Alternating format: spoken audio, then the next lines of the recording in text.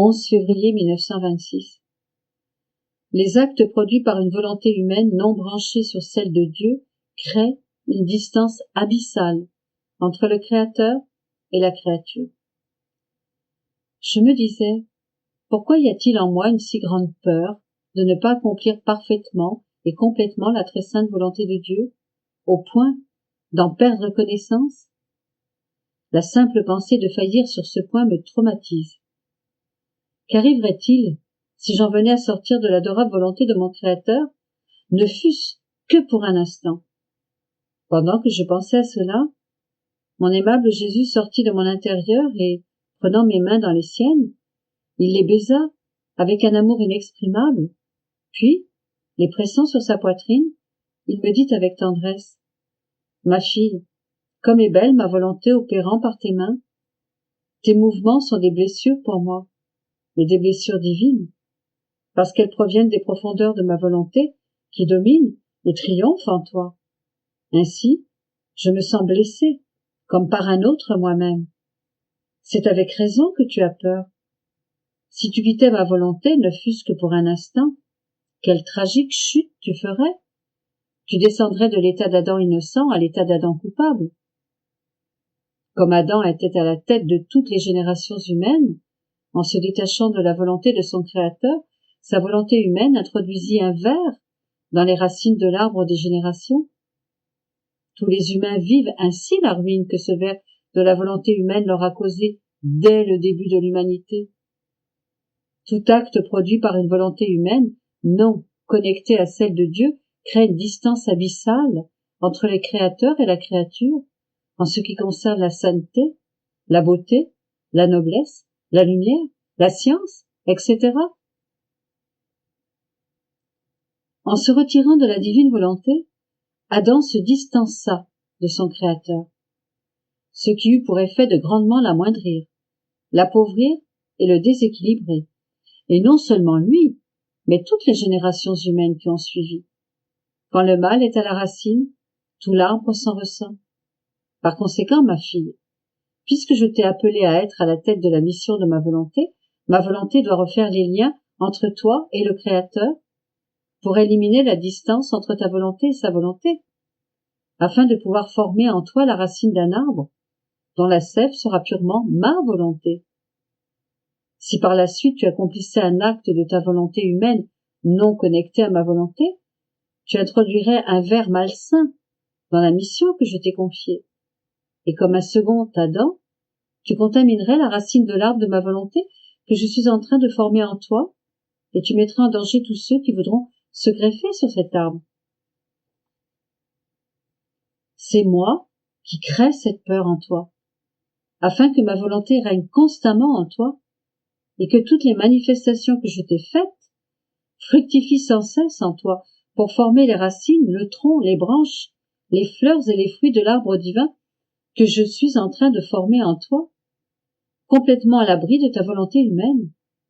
De cette façon, tu reviendras à ton origine, toute resplendissante dans le sein de ton Créateur, et satisfaite de son œuvre originale de la création de l'homme retrouvée en toi, la divinité fera sortir de toi son peuple choisi, du que ta volonté soit faite sur la terre comme au ciel. Par conséquent, ma fille, sois attentive, afin de ne pas contrevenir à l'œuvre de ma volonté en toi. J'aime tellement cette œuvre, elle me coûte tellement cher, que jalousement, j'utiliserai toutes mes ressources pour que ta volonté humaine n'ait jamais vie. Ces propos de Jésus me surprirent, et je vis clairement la différence entre un acte dans la volonté humaine et un acte dans la divine volonté. Quand elle agit par sa propre volonté, la créature perd sa ressemblance avec son Créateur, se départit de la beauté qu'elle avait lors de sa création, se couvre de misérables ayons, traîne de la pâte dans le bien, ressemble au diable plutôt qu'à Dieu et se nourrit d'aliments souillés. Presque en tremblant, j'essayais de me plonger plus profondément dans la divine volonté et j'appelais à mon aide ma céleste mère, pour qu'ensemble et au nom de tous nous adorions la divine volonté. Alors le ciel s'ouvrit, et mon Jésus, Le cœur, en fait, me dit, fille de ma volonté, tu dois savoir que quand ma volonté règne dans une âme, elle s'approprie tout ce que fait cette âme. Par conséquent, ce n'est pas toi qui as fait appel à ma mère, mais ma volonté en toi. Quant à ma mère, en s'entendant interpellée par la divine volonté, qui a toujours été entière et triomphante en elle, elle a compris que quelqu'un de la famille céleste lui demandait de se rendre sur la terre. Elle a immédiatement dit à tout le ciel, allons-y, allons-y, c'est quelqu'un de notre famille qui nous appelle à remplir des devoirs de famille sur la terre. Ils sont donc tous ici avec nous, la Vierge, les saints et les anges, pour accomplir l'acte d'adoration que tu veux faire. Et la divinité est là, pour recevoir cet acte. Ma volonté a un tel pouvoir qu'elle peut tout enclore et faire accomplir une même chose à tout le monde en un seul acte. La différence entre l'âme qui laisse régner en elle ma volonté et celle qui vit de son ego est grande. Dans le premier cas, c'est la divine volonté qui prie, agit, pense, regarde et souffre à travers l'âme. À chacun des mouvements de cette âme, le ciel et la terre se mettent en branle, de sorte que tous sentent le pouvoir de Dieu opérant dans la créature et reconnaissent en elle la noblesse et la transcendance du Créateur. Tous, dans le ciel, protègent cette âme, l'aident, la défendent et languissent après le jour où elle sera avec eux dans la patrie céleste. Et c'est tout le contraire pour celui qui vit de sa volonté propre, qui est la clé de l'enfer, des misères et de l'inconstance. Il ne sait s'ouvrir à autre chose qu'au mal, et s'il fait quelque bien, ce n'est qu'en apparence, car il y a en lui le ver de sa volonté propre qui ronge tout. Par conséquent, même s'il doit en coûter la vie, ne quitte jamais ma volonté.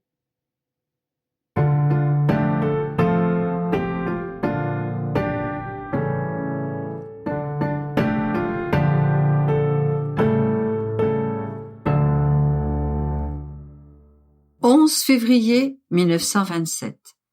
Là où règne la divine volonté, Jésus ordonne les cordes de ses attributs. Comment nous devons pouvoir dire « Ceci est mon ciel » ? Comment les enfants du fiat seront des rois et des reines, et seule celle qui possède le divin fiat a le droit de demander son royaume.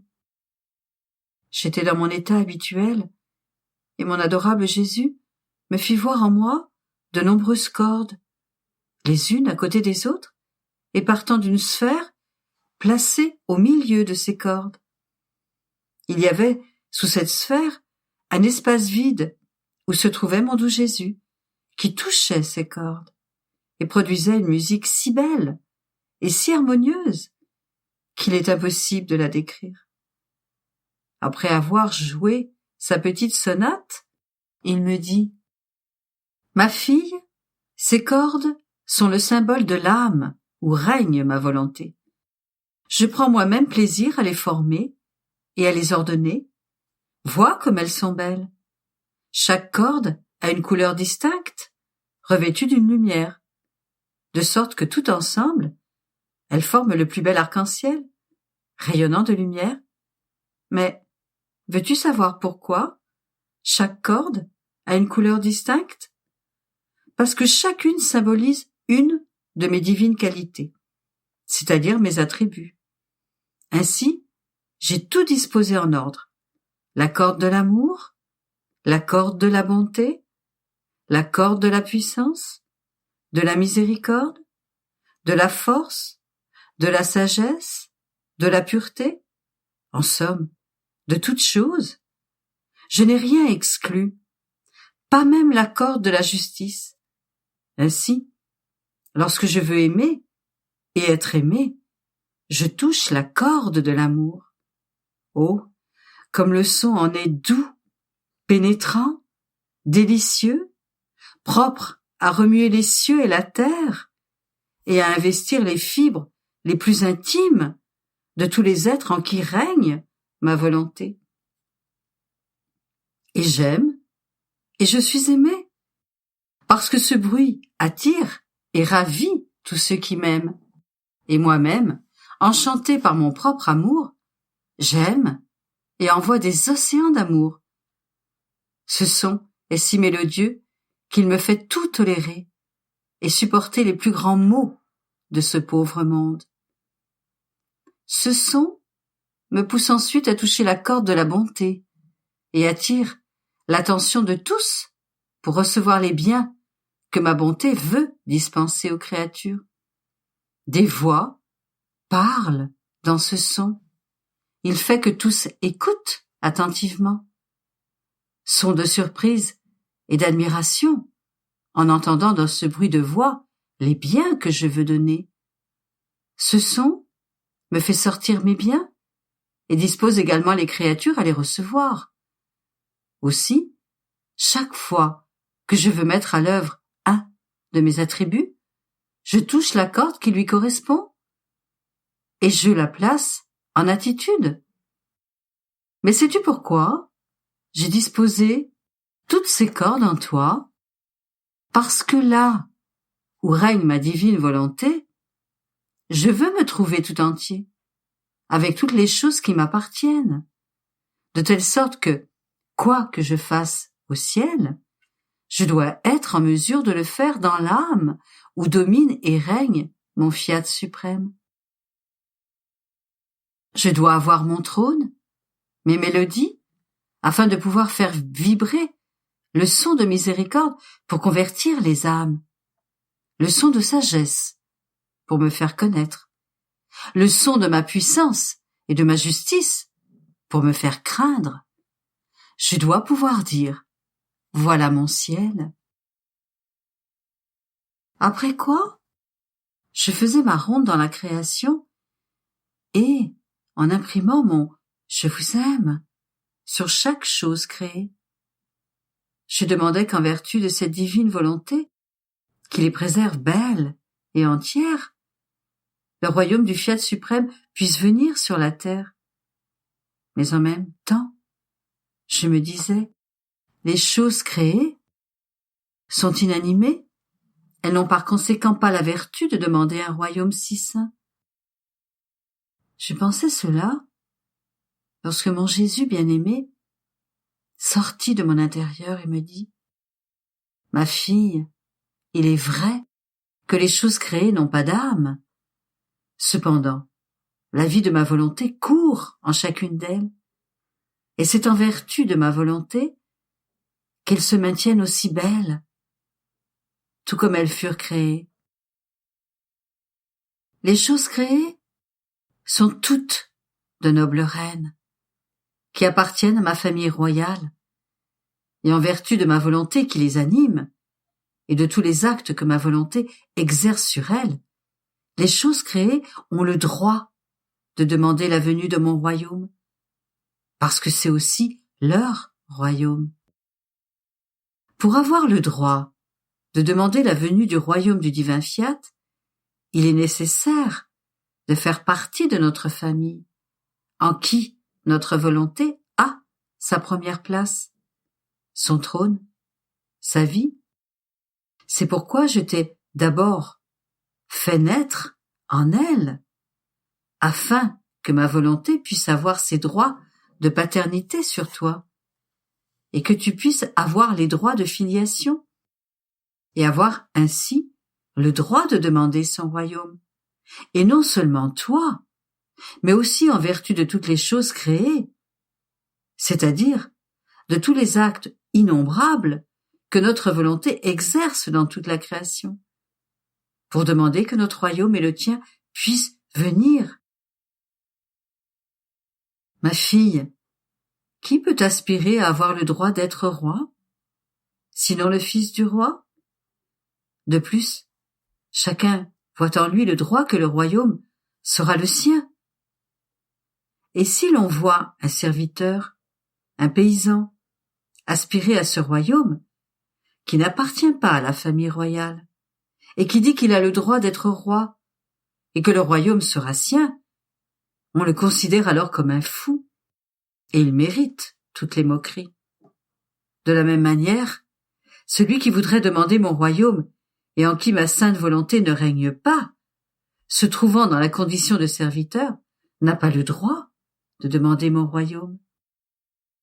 Et s'il le demande, c'est simplement une façon de parler, et sans y avoir droit. Supposons à présent qu'un roi ait des centaines, des milliers d'enfants, appartenant tous de façon légitime à sa famille royale. Tous n'ont-ils pas le droit d'occuper de nobles positions, conformes à leur état, et de dire « Le royaume de notre Père est notre royaume, parce que c'est son sang royal qui coule dans nos veines. » Or, dans toute la création, dans les enfants qui appartiennent au royaume du divin fiat, il coulera, plus que le sang, mais la vie de ma volonté, qui leur donnera le droit d'appartenir à la royale et céleste famille, de telle sorte que tous seront rois et reines. Tous occuperont de nobles positions, dignes de la famille à laquelle ils appartiennent. Par conséquent, les choses créées, parce qu'elles sont toutes filles du ciel, et qu'elles ont les actes de ma volonté même qui le demandent en elles, ont plus de droits que vienne le royaume de ma volonté que les créatures elles-mêmes, qui en faisant leur volonté, se sont réduites à la condition de servantes. Par conséquent, lorsque toi, au nom des cieux, du soleil, de la mer et de toutes les autres choses créées, tu demandes que vienne le royaume de mon fiat éternel, tu obliges ma volonté elle-même à demander la venue de son royaume. Et crois-tu que ce soit peu de choses qu'une divine volonté prie en chaque chose créée lorsque tu demandes son royaume? Par conséquent, continue et ne ralentis jamais. Tu dois même savoir que c'est ma volonté elle-même qui te met sur le chemin de toute la création, afin d'avoir sa fille avec elle dans tous ses actes, pour te faire faire ce qu'elle fait et ce qu'elle veut de toi.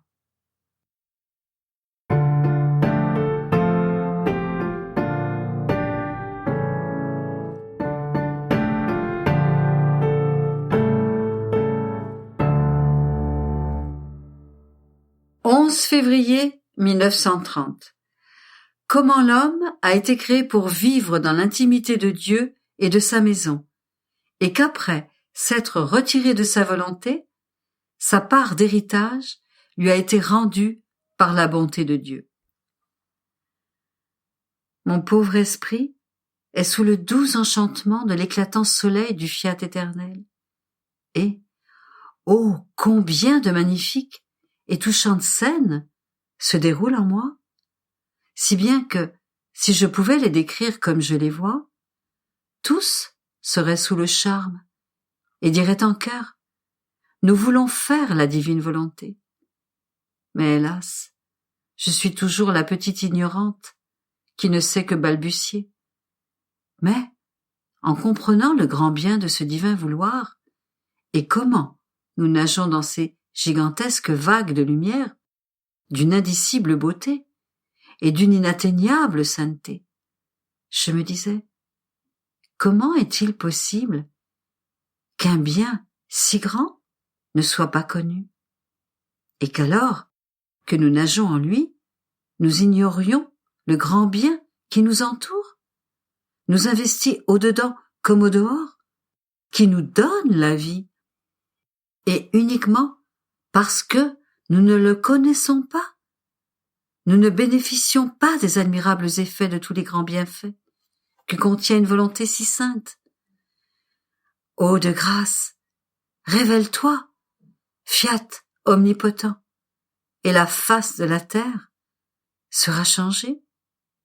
Et aussi, pourquoi notre Seigneur bienheureux n'a-t-il pas voulu manifester, au commencement de la création, les nombreuses et admirables choses que sa très sainte volonté veut faire et donner aux créatures? Et tandis que mon esprit errait, comme ravi dans le doux enchantement du divin vouloir, mon amour, ma vie, Jésus, le céleste Maître, qui charme par son aimable discours sur sa propre volonté, me dit, en se faisant voir, « Ma petite fille de ma volonté, la créature ne peut pas vivre, âme ou corps, sans ma divine volonté, et comme c'est le premier acte de vie de ma volonté, la créature se trouve dans la condition soit de recevoir son acte de vie continuelle, ou de ne pas pouvoir avoir d'existence. Et comme l'homme fut créé pour vivre dans l'opulence des biens de cette divine volonté, son héritage bien-aimé, l'homme a par conséquent été créé pour vivre de nous, et dans notre maison, comme un fils qui habite avec son père. Sinon, comment pourrait-il être notre plaisir, notre joie et notre bonheur s'il ne devait pas vivre près de nous, avec nous et dans notre divine volonté? Un fils qui est au loin ne peut pas faire la joie de son père, son sourire, son plaisir. Au contraire, la simple distance brise l'amour et apporte l'amertume de ne pas pouvoir jouir du bien-aimé. Tu vois donc que l'homme a été créé pour vivre dans notre intimité, dans notre maison, dans notre divine volonté, afin que nous puissions assurer nos joies et notre bonheur éternel, ainsi que le sien. Mais l'homme, notre fils, bien qu'il fût heureux dans la maison de son père, se rebella et quitta la maison paternelle.